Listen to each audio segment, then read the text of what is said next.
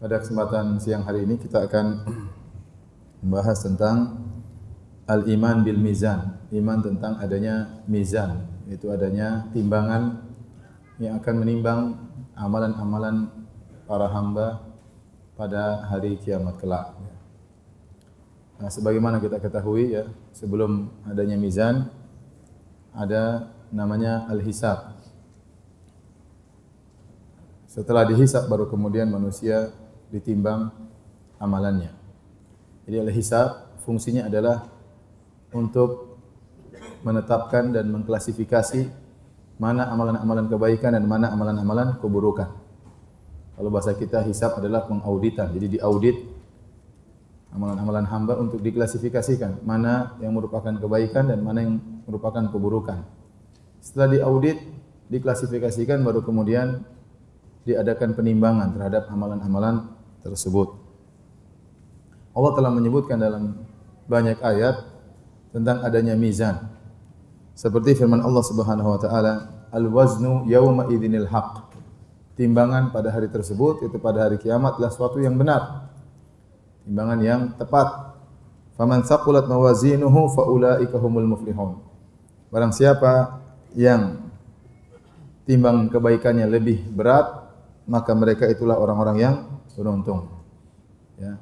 Adapun timbangannya, keburukannya lebih berat daripada timbangan kebaikannya, maka dia orang-orang yang merugi.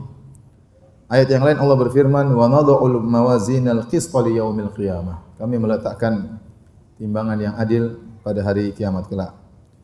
Demikian juga dalam hadis-hadis Nabi sallallahu alaihi wasallam banyak disebutkan tentang mizan, tentang timbangan. Dan hadis-hadisnya mutawatir, seperti dalam hadis Rasulullah SAW bersabda, "Walhamdulillahi tamla'ul mizan." Bahwasanya zikir alhamdulillah ya akan memenuhi timbangan, artinya memberatkan timbangan. Ya. Ini di antara dalil bahwasanya zikir adalah ibadah yang ringan tapi pahalanya besar.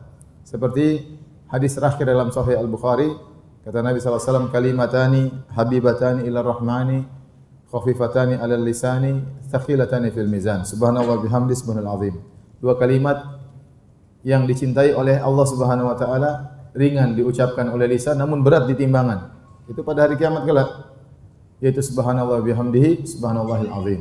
Juga menjelaskan bahwasanya zikir adalah ibadah yang mulia. Demikian juga dalam hadis kata Rasulullah SAW, "Ma min syai'in athqalu fi mizanil mu'min yaumil qiyamah min husnil khuluq." Tidak ada yang paling berat di timbangan seorang mukmin pada hari kiamat kelak seperti akhlak yang mulia. Ini menunjukkan amalan soleh, akhlak mulia juga ditimbang. Dan hadis-hadis seperti ini banyak.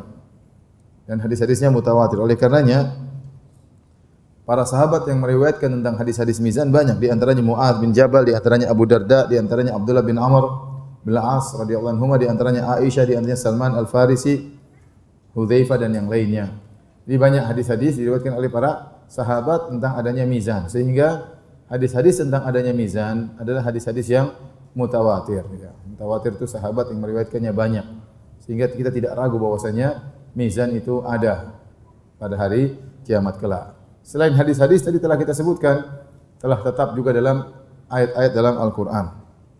Oleh karenanya para ulama menyampaikan ijma' seperti Ibn Battah dan yang lainnya bahwasanya wajib bagi kaum muslimin untuk meyakini adanya mizan. Baik, apa yang dimaksud dengan mizan? Mizan adalah timbangan ya. Timbangan untuk mengukur kadar sesuatu ya, berat ringannya sesuatu, dan kita beriman bahwasanya timbangan tersebut timbangan yang hakiki. Timbangan yang hakiki benar-benar timbangan. Sebagaimana datang dalam sebagian riwayat, lahu kifatan, ada dua daun timbangan ya, untuk mengukur kebaikan, untuk mengukur keburukan. Ya, benar-benar ditimbang.